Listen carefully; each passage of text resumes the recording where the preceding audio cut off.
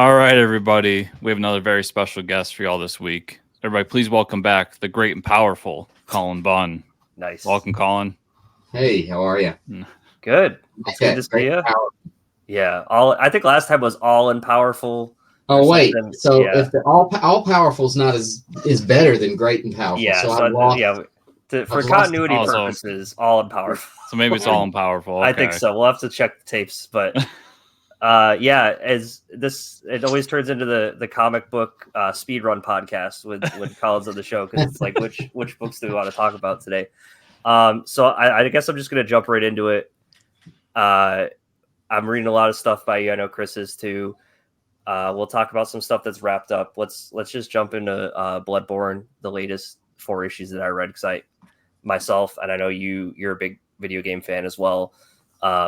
The Bleak Dominion was the latest 4 issues for the Bloodborne universe. And I've talked about the story on the show.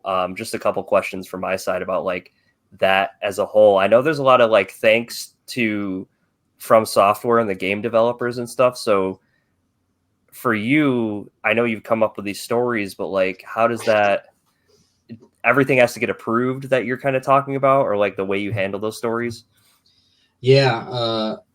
So everything, so this is my second Bloodborne series. I did Lady of the Lanterns, and then this one was the second one. But yeah, every part of it has to get approved by the licensor. Mm-hmm. So what I did with this one in particular, and I'm pretty sure this is how it worked with the first one too. Okay. But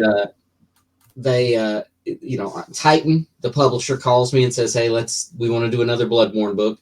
What do you got?" And I put together a few different pitches that might be like just a paragraph long, like in this one, this happens, and and they send those to the licensor, the video game company, and they put their notes. They tell you what they like, what they don't like, and then I kind of take the one they like the most and I blow it out into something a little bigger, and then they take that and that has to be sent back to them, and they give me feedback. Oh, you can't use this creature, or this this doesn't fit into the world of Bloodborne mythology, or whatever. They've definitely got their finger on the pulse of what that world is and what what works in that world and what doesn't. And I don't want to make it sound like they're tough to work with, because they're not. I mean, they're very easy to work with, but when you're dealing with something like Bloodborne, where they've got so much going on and they've got so many plans and so many elements that I don't know about, and I'm terrible at the game. Yeah, not good either. There's no way for me to know everything. I'm going to get something wrong, and that's with every license project, really. So it's nice, but in between that, they have to translate it too. It has to. My scripts get translated, and my my outlines get translated. Everything. So there's Japanese, right? In Japanese, yeah. Yeah. Wow. There's a little bit of back and forth, but it's never what I would call an unpleasant experience. It's just they'll make suggestions of, I might suggest some elder thing is doing something, and they're like, well, that's not really how that creature would behave. You need to figure out, but maybe this one would do something that and way. You're like, I never got that far in the games. No, you do realize I can't get past the first level. So Does this process go on issue to issue as well? Like, do they go through every issue as you? They do. So is there like a smaller timeline for you to get all the drafts in? The timeline's not really smaller, but we work on them a lot further out in advance. Okay. So there's a little more lead time going up to them. But so the timeline's not really compressed for me. It's just we're working on a book, 3 or 4 issues in it, 3 or 4 months longer or earlier than I would be in another, for another project, because the art has to get approved too. Mm-hmm. So every aspect has to go through. They're very protective, as they should be, right, of their brand. And that's so Titan just bakes that into the lead time. And I'll say, I mean, the fans of the Bloodborne series, Soulsborne as a whole, I know I don't know how often this happens for you anymore. Now you've been pretty established in your comic book writing. You have a huge following, but someone that I know personally within my family got into reading comics because they were a Bloodborne fan and really enjoyed what you were doing. So you created a new comic book fan through that. Yeah, I mean, and that's awesome because you got to, I have so many friends who. You think back to the days of old, and friends are like, I got into comics because of G.I. Joe. Or right. Because I love Transformers and I read the Transformers comic and that got me into comics. Yep. So that's fine. Look, I don't care how they get into comics. Yeah. And Bloodborne, it does feel like it's my kind of world. It's my kind of stories. In fact, months or not even months, a few weeks before I got the call from Titan about Bloodborne, the first series, I was looking up Bloodborne art online, just looking at it and like daydreaming. Oh, this sounds like it'd be a fun world for me to play. So I manifested that into reality. That's awesome. Yeah, and I guess while we're on the subject of Japanese licensing, Godzilla is back, right? Godzilla and then Power Rangers. But I know Chris and I were huge fans of Godzilla versus the Mighty Morphin Power Rangers. Now we're in installment number 2, just came out. You want to just talk about that a little bit? Like, I mean, they came back to you and said, "Hey, we love the first one. Can you do some more?" How'd that go? Yeah, I love Godzilla, and I kind of pester them about, hey, I want to do more Godzilla. I've got more, and I'm always sending Godzilla pitches out. Yeah. But we did. The first one was a success. People really liked it. It did well. So of course they want to do another one. Yep. And so they called me and said, "Hey, what have you got? If we do this, if we go back to that well, what do we do?" And my response was, "Well, we got to be crazier. It's got to be really crazy. What's going to happen in this book?" And I think. The first issue, so that just came out. The first issue, it's pretty standard Godzilla fighting the Power Rangers until the last page. I was gonna say until the last page when it gets turned up to 11. Yeah, and then we're gonna take that dial. Once you get past that, we take the dial, and we just break the dial off. We're spinning it so hard. That's trying to make so many things happen because there is absolute bonkers stuff in this book ahead of us, and some of it's already been spoiled, I think, in some of the variant covers and some of the solicits. I've definitely seen I've seen some of the stuff.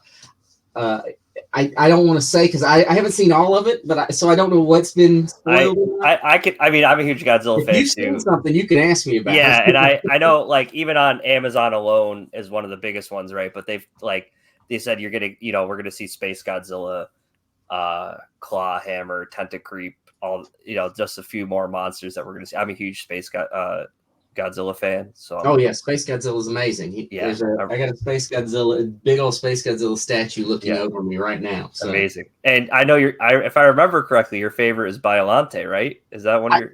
I don't know. No, my favorite is besides Godzilla, I have a real affinity for Batra.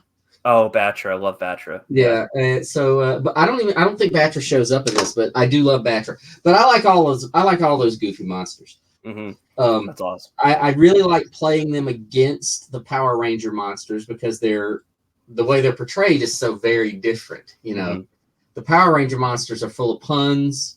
One of them looks like a baseball player. It's like, "I'm batter up. This is a home run, buddy." Yeah. And they're always dancing around like this. Always dancing back and forth. Yeah. Yeah, they're always dancing as they use their puns. And the Godzilla monsters, they're no nonsense. They don't want to. Right. They don't have a lot of puns that they're going to be sharing. They're just taking the world over. Right.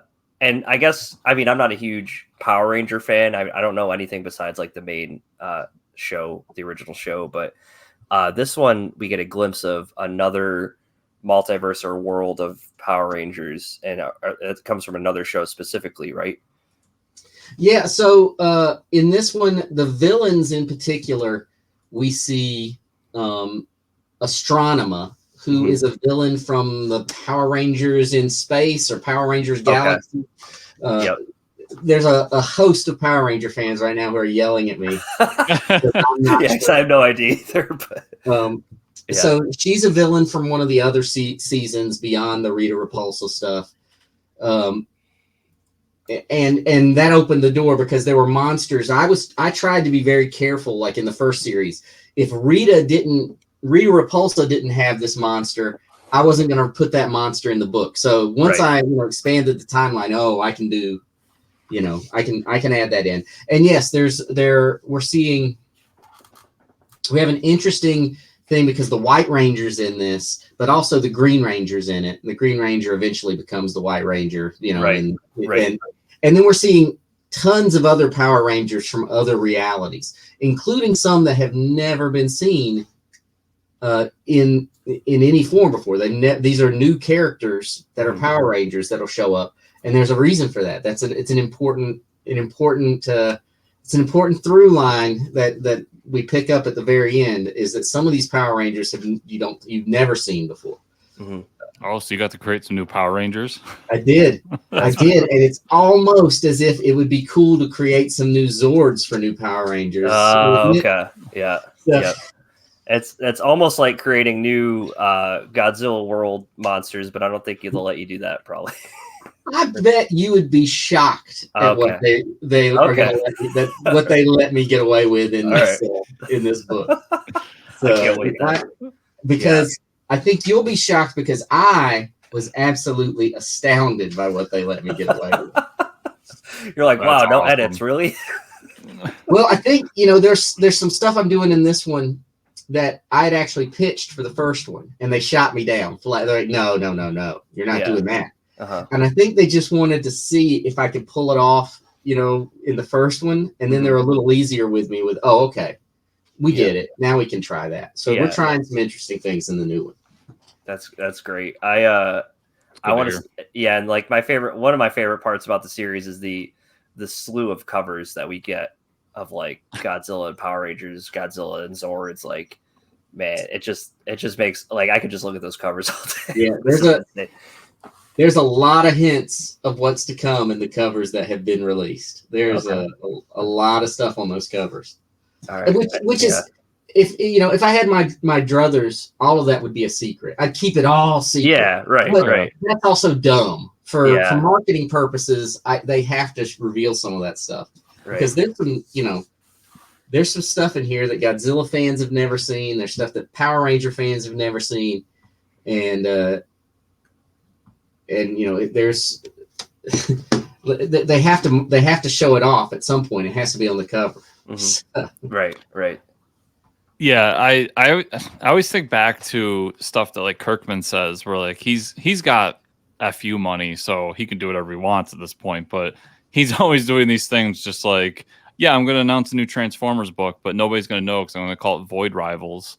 Right. And like the Transformer fans didn't have. And like that's fun, but I got to understand from a marketing perspective, it's probably a very dumb idea. Well, I mean. Or is it? Because he did that Void Rivals, and that was the talk of the town. As soon as that issue came out, that was the discussion. Yeah. That, oh my gosh, we might have missed the beginning of Transformers, and then people are flooding to the comic shop trying to get Void Rivals, which is a book people might not have even ordered, because I don't know if they called the comic shops and said, sometimes publishers will call or send the messages to the comic shops, and they'll say, you're gonna want to order this. Even if, we can't, even if they don't want to tell them what's going to happen in it, they call and say, you're going to want to order this book. Yeah, double order it. Yeah. So, Mike, real quick, because you're on Godzilla vs. Power Rangers, so I feel like you need to bring this up. You should look up the issue 2, cover B by Alex Sanchez real quick. Yep, I will. I'm going to look that up. Sorry, I was looking at the covers, and there's a giant hint on that one. Oh, okay. I got to do it too. Right? Yeah, no. It's not really a hint. It's pretty blunt, but okay. All right. Number 2, Godzilla Power Rangers number 2. Yeah, Alex Sanchez variant cover. Okay. I'm pulling it up now. How am I pulling it. Yeah. How am I supposed to keep track of all these artists and Chris, pull it up for us on the show. You could just do that, right? Yeah, I probably could, couldn't I? Just pull it I up have right the technology. Now. We're just gonna do it live right now. Give me the reveal because I want to see Cullen's reaction. Yeah, I can't wait to see what this one is. There we go. So, yeah, that one. Yeah. Okay. Oh shit! All right. Who's that, Mike? Yeah, we got Jet Jaguar. All right, no big deal. He's programmed for survival, you know. Yeah, that's true. Okay, all right, that's sick. Yeah, that was okay, and that wasn't even in the description that I saw. So amazing. Yeah, and that's not even the biggest spoiler I think of the series. I mean, oh man, it's funny to me that Jet Jaguar has such a fan base now. I mean, I love him. Yeah. But you know, he comes from what is arguably the most reviled. There's a couple that are worse. One of the most reviled Godzilla movies for no reason. It's a fine movie, right? But people just, I feel like Jet Jaguar got written off, but now he's kind of seeing a resurgence, and I like that. Yeah, he's definitely coming back for sure. Yeah, Netflix did that anime that's Jet Jaguar centric. Am I only? That's Godzilla... big old barrel Jet Jaguar. Yeah. I wanted to make sure my Jet Jaguar in this series looked like a guy in a suit. I wanted it to be a guy in a suit Jet Jaguar. I like that anime though. My complaint about it is it shouldn't have been called Godzilla. It should have just been called Jet Jaguar. But other than that, it's a blast. That's a fair statement. But I've always liked Jet Jaguar since I was a very little kid. So he plays it. He has a role to play. Okay. Well, I can't wait now. We talked about the issue on the show, and like I said, that we're getting caught up to where we are with the series, and then that final couple issues there is like, bam, okay, this shit's going off the rails. So, I really enjoyed it. It's gonna get real crazy real fast. Awesome. All right, let's talk. I guess I got a list here, so let's talk Midnight Show, Chris. Now you. I was gonna say let's jump over to Dark Horse stuff. So Midnight Show. I love Midnight Show. I love those classic monsters, especially Dracula. We talked about it month after month when it was coming out. That shows or that book is so much fun. Thank you. Thank you. I guess where did the concept for you come from? Like how this book come about? Because it's a little different from some of the other stuff. It's more it's not as much the body horror. It's more like the classic horror. Yeah. Well, it just, it came from Brian Hurt, the artist, and I. We're always kicking ideas around. And this is one of those that is really just, we're wearing our influences on our sleeve in this book. We're unapologetic that this is our Monster Squad. This is our Waxworks. So it's a love of those kind of movies. And just a love of the Universal monsters and the Hammer horror movies. Brian and I, as long as we've known each other, we've been really into those kind of horror movies. So we wanted to do something that was, very much focused on the classic monsters. Mm-hmm. And one thing I noticed about the book is no main character is safe in any of the issues. Well, that was we really wanted to make sure that there were characters that the characters weren't going to be, weren't going to survive just for the fact that they were the main characters. So yeah, and there's a lot of beheadings in this book. I don't know why we decided there were so many heads getting chopped off and torn off, but that seemed to be something we were really into with this one. And I didn't even notice it until the book was published, and I was like, we really like to tear people's heads off. Okay. It's all right. Oh, and I love the art team that got put together for this book too, because it added that it wasn't a super serious art style where you were trying for this realistic gore. It was almost just a tad on the cartoony side, and it added this kind of fun to the book. Like a guy's head's getting ripped off, but I'm having a good time while we're doing it. Yeah, well, I've always said that Brian and Bill, worked with me on The Sixth Gun. Mm-hmm. And we always called Sixth Gun a pop supernatural Western. And that's kind of what we think of this. It's sort of a pop sensibility with the Midnight Show. And And so I just love that, and I love that style. I love I've gone on record many times. I think Brian Hurt may be one of the best sequential storytellers in the business, because you are never confused by his panel work. There's never a moment where you're like, what's going on this page? It doesn't happen. He's too good. He's too focused on making these telling a great story, and so I'll work with Brian any chance I get. But yeah, this was just the two of us saying we had. I think Dark Horse came to us and said, "We've got 4 issues if you want to do something together." And we were like, "Well, it's one of the many ideas we pitched to, we put together." Mm-hmm. It was a lot of fun. What I loved about his work throughout it too was selling the idea of like the town changing as the film is invading the reality. He sells the background just as well as he does any of the characters, like the fact that everything is moving and changing. Yeah, it was a lot of detail put into it. It was a big deal for us to make that work, and I knew that it was never a situation where I was ever wondering, can Brian and Bill pull this off, because I knew I knew what they could do with that. So definitely. I think the funny part for me is, one of the parts I remember from the 4 issues now is the way you treated Frankenstein, who was actually Dr. Frankenstein in the Frankenstein monster's body. Because did you do that because people mix that shit up all the time? so part of it, yeah, but we also really wanted. So yes, part of it was, everybody calls him Frankenstein, so it'd be cool if it really is Frankenstein. If it actually is Frankenstein, But the other part of it, there's a couple of things. We also wanted we wanted the monster to be intelligent. We wanted him to be really not just intelligent, but really sort of high level supervillain intelligent or whatever. Yep. And then the other thing is, Brian and I made a list of like 25, 30 movies that exist in the Midnight Pictures catalog. So we made all this list of movies and what monsters they featured and what happens in those movies, because that's the kind of stuff we like to do. We like to think of the bigger world.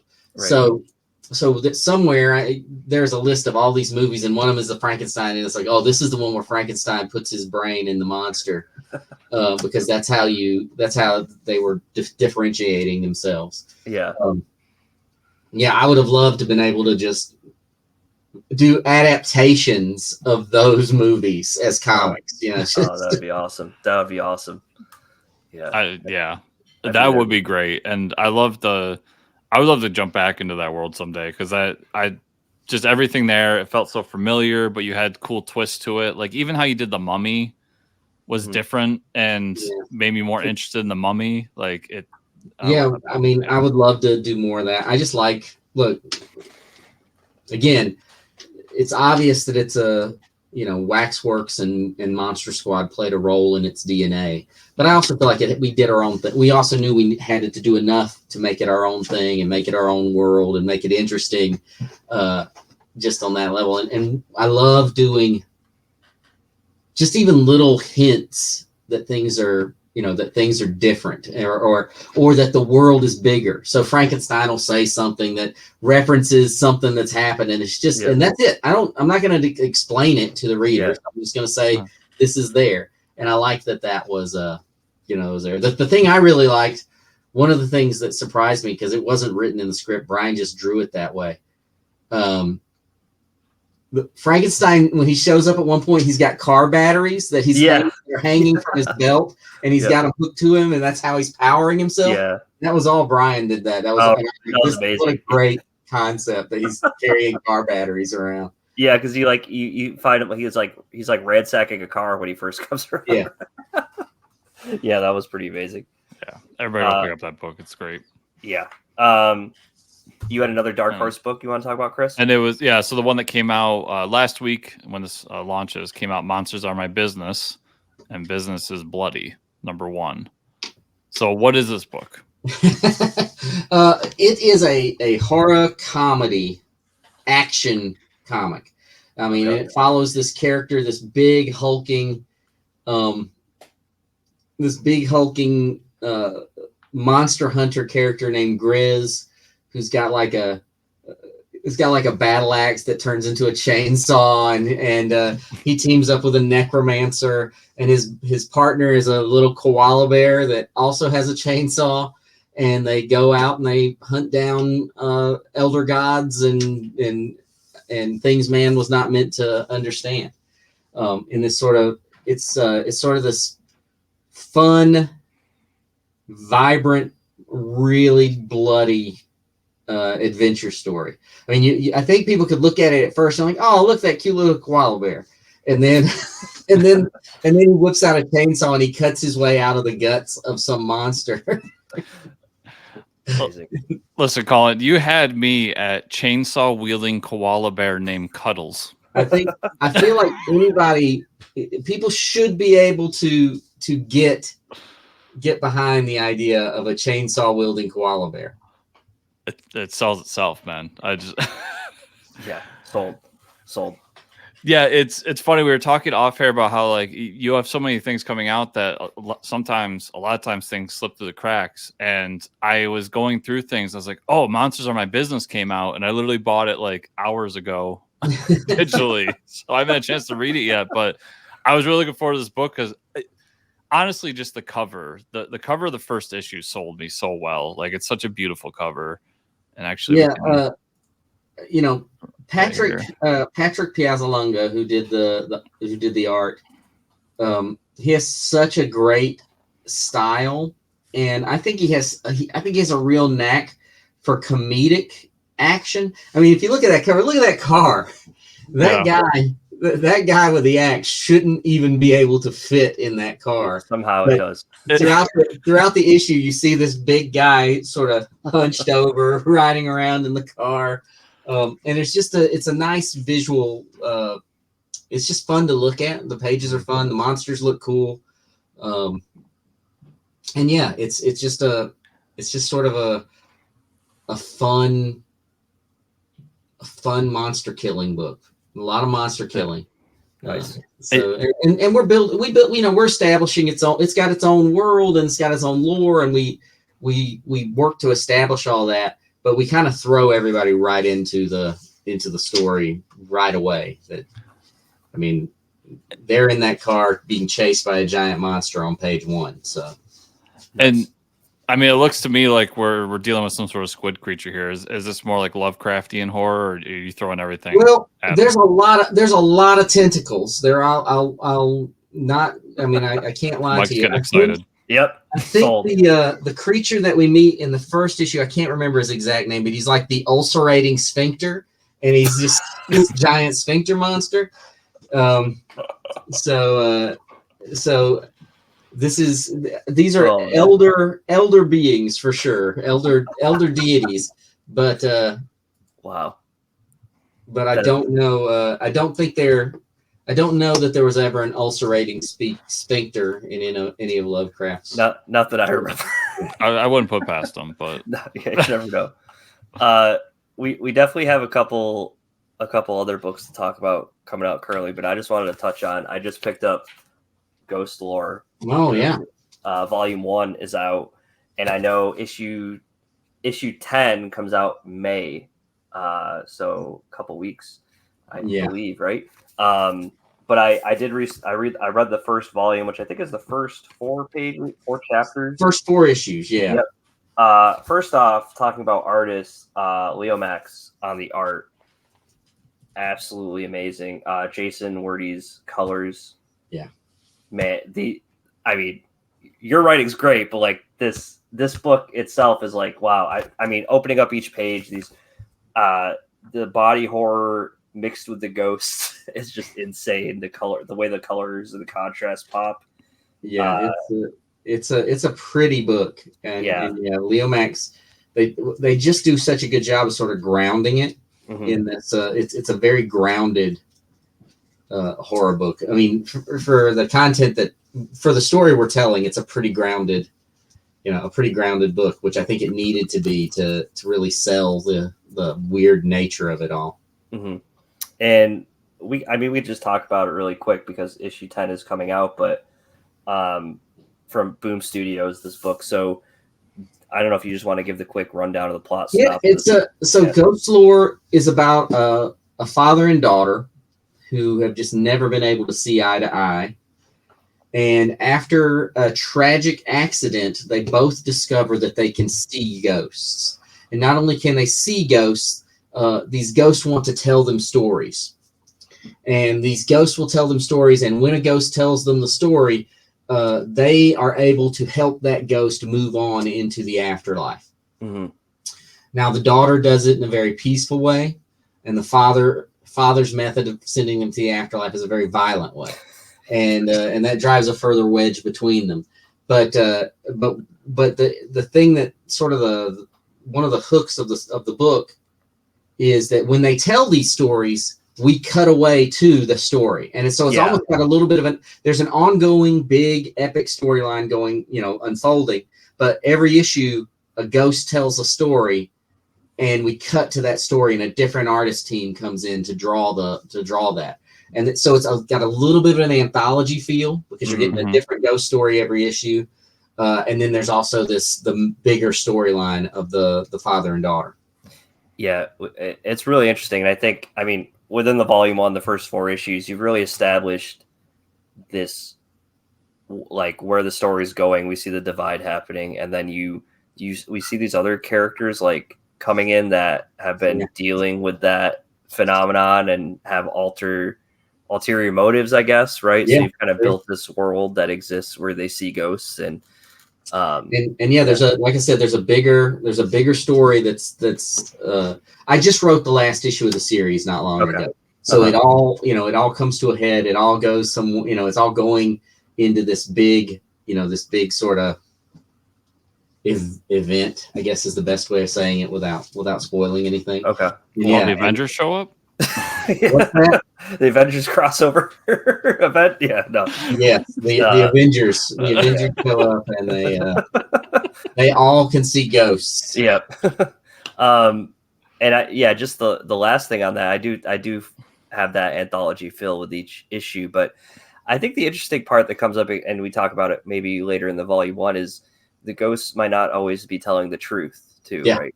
Yeah. So there's a moment where someone says, how do you can't trust the average person you see on the street. So how are you trusting these ghosts? How can you be sure they're telling you the truth? Yeah. Which is, I think that was an interesting concept, but just wanted to touch on that. And I know the next issue comes out in a couple weeks, everybody. So yeah. And I think the volume 2 trade is probably coming out pretty soon. I don't know the release date on it, but it's got to be coming up pretty soon. Volume 2 comes out. I'll look it up right now. They usually next week. Yeah. Or actually today, as everybody's listening to this, it is out. Yeah. Okay. Awesome. Wednesday today. So it's out now. And then I know we talked about Bloodborne, Bleak Dominion. That volume, which is volume 6 of the Bloodborne series, comes out June of this year is when it's scheduled to be published. So busy time. Yeah. And if anybody is a Comixology Unlimited member, the first couple issues of the series are free on Comixology Unlimited. There you go. Oh, all right. Try them out. Hey, I didn't even know that. Yeah. I'll go read them now. Maybe I'll read this. Maybe I'll see what that book's all about. So everybody get your Cullen Bunn calendars out. Look, I've got one somewhere. I'm just not very good at keeping track of it myself. So we've talked a lot about what's out currently, some books in your past. Real quick before we jump into what's coming, you did this Kickstarter for The Faraway that I was really intrigued by. So if you want to give the quick synopsis of that one, then we can jump into some questions about it. Yeah. So the Kickstarter for that one has wrapped up, but that's okay because there's more for people to. There's more. But if you're like me, or if you're familiar with the old cartoons, the old Dungeons and Dragons cartoon, you know the story of 5 kids get magically transported to a magical world of fantasy and adventure, and there they meet a charming little gnome who gives them magical weapons and guides them on their way.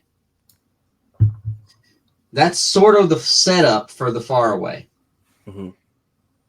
If everything went horribly, god awfully wrong from the moment they got there. Yep. And so the Faraway is, a story about some role-playing gamers who get swept into a magical world, and it's terrible. It's terrifying. It's awful. It's violent. It's deadly, and they have to try to figure out how they're going to survive. And in order to survive, they're going to have to do some terrible things. And that's the setup for the Faraway. We just kickstarted the first issue. In fact, backers have already gotten there. The digital version of the first issue has already been sent to people so they can read it, and then the comic itself is at the printer right now, so people are going to have their physical copies in their hands within the next. I mean, it depends on how soon the printer gets it back to us, but very soon. And we are working. We're over halfway done, closing in on being done completely with the second issue, at which point we're going to kickstart the second issue. And people who missed out the first one will be able to get it again during that Kickstarter. They'll be able to grab the first issue in addition to the second one. And it's all part of this. I've been working with the folks at Outland Entertainment, and we've really been talking about just having fun, making some fun horror comics. And we've announced, we're going to be doing, I think we've announced 7 or 8 that are already on the slate that are both one-shots, and some are ongoing, some are limited series, but we've announced 7 or 8 different horror comics that are going to be coming from Outland Entertainment. So there's a ton of books that'll be coming out under that umbrella. The Faraway is just the first one is the first one we're doing, but we're doing these Kickstarters we're doing are 15-day Kickstarters. We're putting them out there 15 days, and then we're out, and then we're printing the books, and that's a lot of fun for me. It's very high energy. It's popping. We're never really waiting. We're not kickstarting any book that's not ready to go to the printer. Mm-hmm. And then as soon as we get the money, it ships, and it's out to the printer. I think our printer takes 30 or 40 days to get them back to us, and then they're shipped out to the readers. Wow. So quick turnaround time. Yeah, so we're excited about it.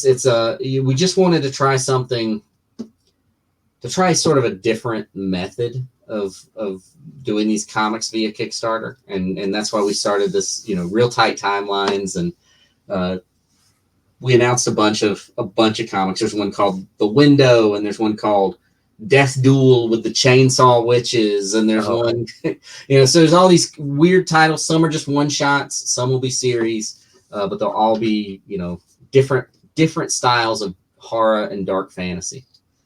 That's awesome. Will this be another one of your Kickstarters that stays on Kickstarter? Or do you foresee this going into comic shops and other places? Outland definitely has distribution, so we're gonna start putting them out to the comic shops as well. But Outland's model is always to do a Kickstarter first, at least for now. Interesting. Yeah, I was sold immediately on the premise, and then I love the covers. You did the Kickstarter exclusive cover that is very much the D&D cartoon, right, and all that. It's very violent though. It's those poor characters aren't gonna get through this unscathed. Yeah. Well, and that's when I was reading it. I remember because that premise has been done. Yeah. How many times over? And it's a fun premise, but it's at a point where you got to do something different with it. And when I saw that you were and there's a horror twist to it, I was like, okay, yeah, I'm in. Yeah, it's I think it'll take some people by surprise, some of it, and like I said, it's a book that its origins are really kind of came about in an interesting way, because I was sitting at a coffee shop. And I was doing some work one morning, and I got an email from the artist, Vitaly Kalchenko. And it just said, hey, I would love to do a book with you sometime. Here's some sample pages of my art. And I liked his art. And I turned whatever I was working on at the time, I turned that off. and I just started writing script pages for The Faraway. I just dove right into it. Wow. And I sent him like, I don't know, 10 pages of the first issue. Like that morning I wrote 10 pages and I sent it to him and said, hey, can you draw this? Or would you be interested in drawing this? And the next day I had art. I had pages coming in from him because he was just excited to be working on the book. So it was just an interesting moment that he just out of the blue, I'd never talked to him before, never heard of him. He emailed me and just said, interested, would you, I'd love to work on something. And at that moment, it just sparked, hey, I'll do something that's sort of a tribute to the old D&D cartoon. Just mean. Yeah, that's awesome. Awesome. It sounds like my D&D campaign. It never goes well. So we could talk about my campaign the other day and what happened, but no. Let's move on to, you got some stuff coming out that you wanted to discuss. Yeah, probably. Let's start with Way of Time. Yeah. Beyond Mortal. Want to talk about that? Yeah, we can talk about Beyond Mortal. Yeah. So a while back, I did a Kickstarter for like a oversized first issue of Beyond Mortal. Yep. But there we go. Yes, in July. Sorry, in July, Dark Horse is releasing the original graphic novel of Beyond Mortal. So it'll be the first issue that I did, but it's also got the rest of that storyline all in this trade paperback. And I'm super excited for it. To me, Beyond Mortal is one of the potentially one of the biggest things that I'm doing. Beyond Mortal, the basic setup is it's a superhero meets horror story. If you took the Justice League or the Avengers and you pitted them against the Cthulhu mythos, that's what Beyond Mortal's about. So we've got we're introducing Danny Luckert, the artist, and I are introducing our own cast of superheroes that are, some of them will be familiar, some of them are sort of archetypes, based on characters that you might know. And then we throw them to the wolves of these elder gods that are invading their world. The thing I love about Beyond Mortal is this graphic novel, you get a complete story. Mm-hmm. But we're using it to springboard an entire superhero universe. Cool. So next year, there's another book called Jump Scare that starts, and Jump Scare is set in the Beyond Mortal universe. And we have other books that are set in the Beyond Mortal universe that we're going to be telling these stories. So we're basically creating our own superhero universe that has a very heavy horror vibe to it. And one of the things we're doing, and I don't have exact timelines on it yet, but we're going to be releasing free Beyond Mortal comics online in the lead up to this graphic novel. Oh, wow. So we've got three different, we've got a Beyond Mortal comic, a Jump Scare comic, and a comic for a third Beyond Mortal universe character they've all been drawn. They're being lettered right now, and we're going to be releasing them online as a lead up to the release of Beyond Mortal.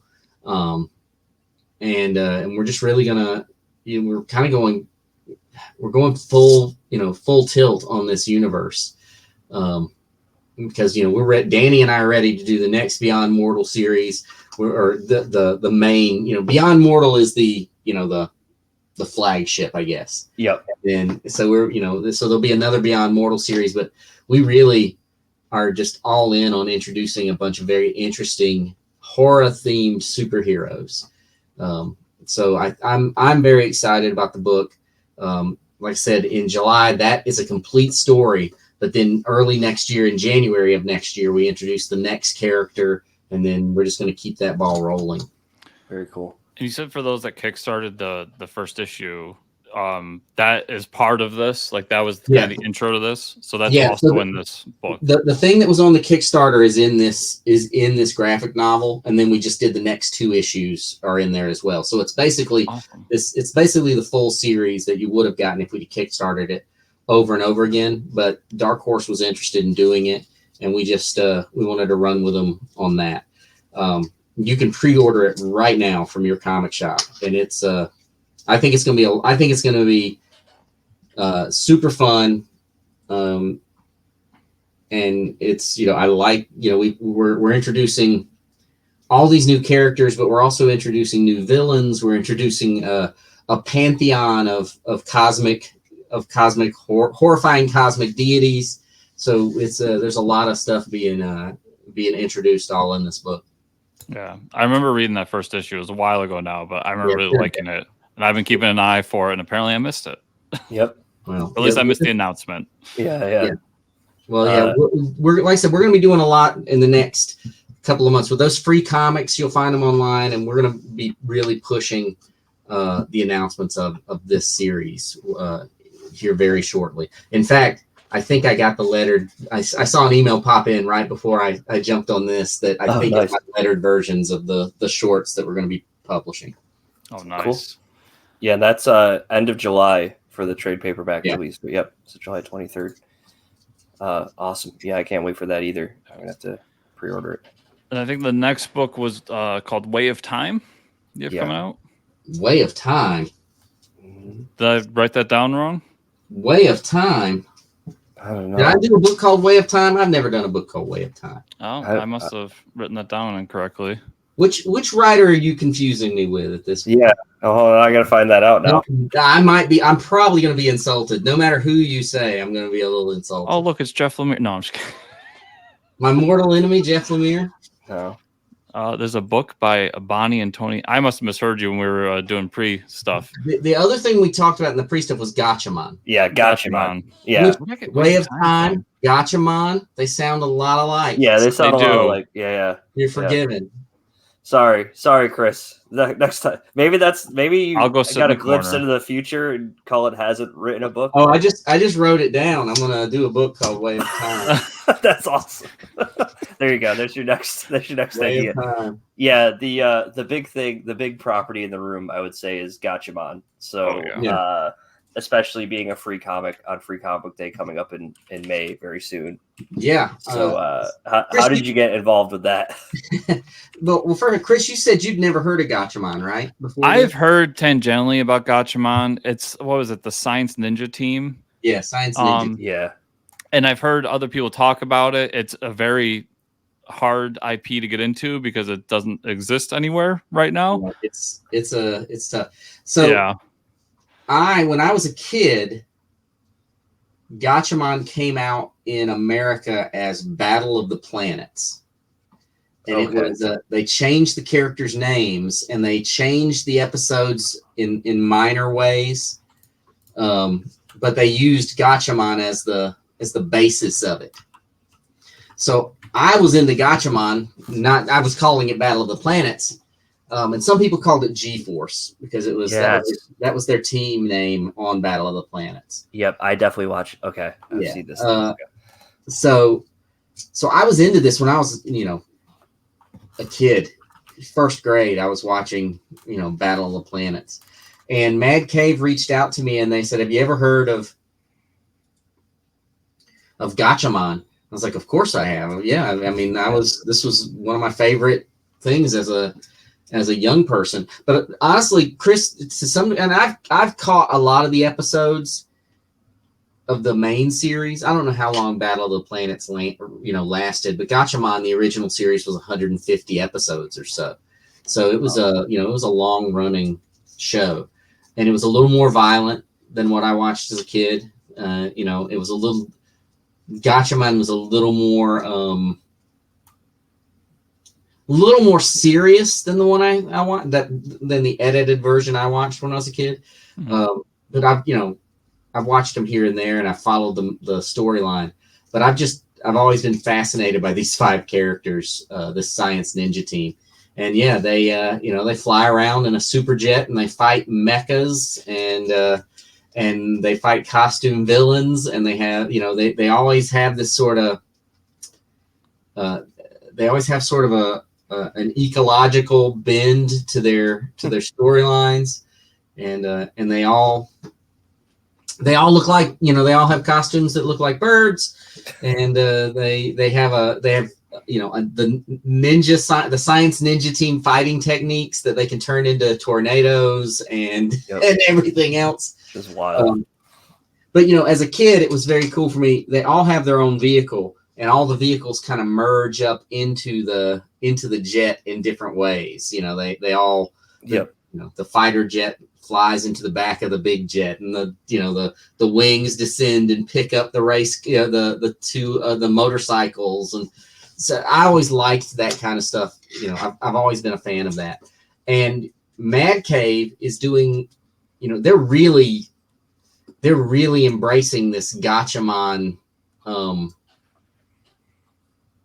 storyline in this Gathaman universe. So I'm writing the main Gathaman series, and then there's going to be like a number of spin-off series that are coming out as well. Some that focus on the villains of the series, some that focus on specific characters.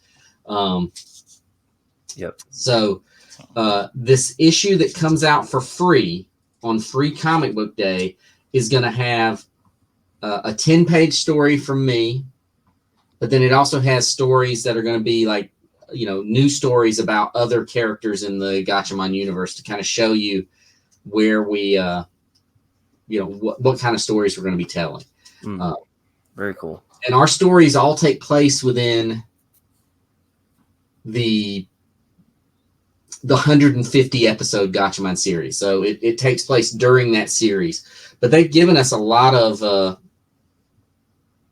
leeway to kind of add new characters and add some interesting elements that weren't in the original series. So they're really letting us make it our own within that under that umbrella. That's very cool. Yeah, and I mean, we asked Mark Irwin when we had him on the show a few weeks back about this, but I'd love to hear your perspective as well. Like, for people like us who may have been tangentially interested in it, but having a hard time finding those original cartoons, or even someone brand new, it's like, what's this Gathaman thing?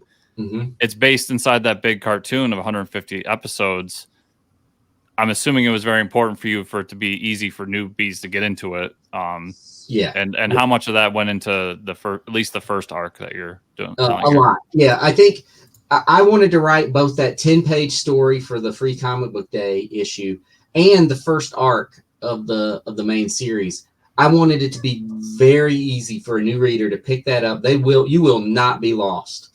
There is, I mean, one of the things that the Gathaman cartoon did is it had this narrator voice, this narrator who'd come over and say, Gathaman, Team Gathaman comes out of the skies.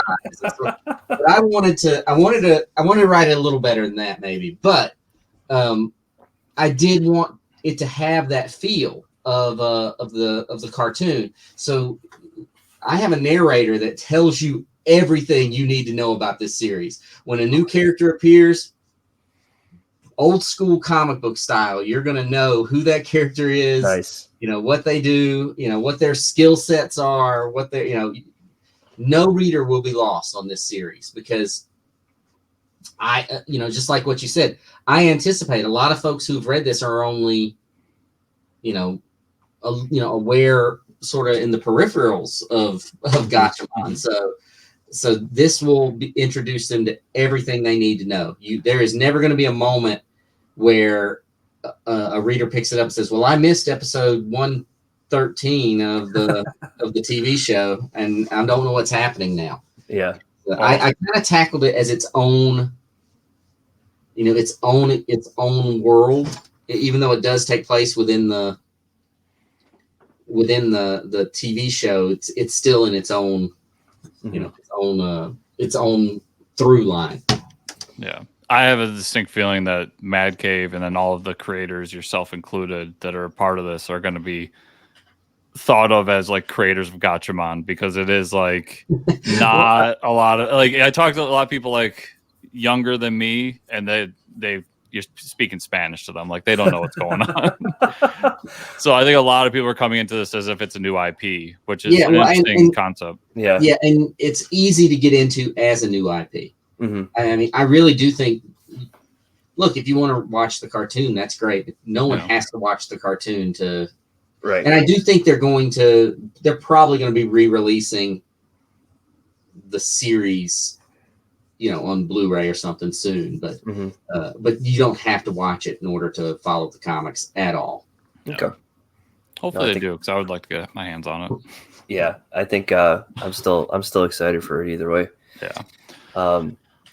Cullen, again, I mean, we can't take any more of your time, right? I think we talked about a lot of projects today.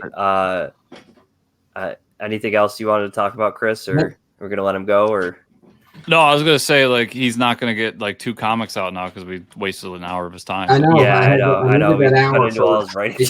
issues 3 and 4 of a comic. Yeah, he's got a new comic to write now, right? Yeah, I gotta get started on the Way of Time. Way of Time. There it is. A new time space horror adventure. That's awesome. Cullen, thanks so much for being here. Our listeners and our viewers, if they're not following you already, which they should be after the last several interviews, where do you want to send them? Yeah, so if you go to my website, it's cullenbunn.com. You can get to all the, you can get to my newsletter that I put out weekly that really gives you a lowdown on all the things I'm working on. But you can get to my Discord channel, you can get to my Patreon, you can get to everything all from cullenbunn.com. Great. Awesome. Cullenbunn.com, the master of horror. That's right. Yep, there it is. And Gathamans. Amazing. So everybody, I'll have a link to Cullen's website in the show notes down below. And so you can go there, click on that, check out everything he's doing, and make sure to check out these awesome books we all talked about. And free comic book day, you get a free Cullen Bunn comic. So what could be better than that? Yeah. Cullen, thanks so much for dropping by once again. And we look forward to the next time, man. Yeah, thank you so much.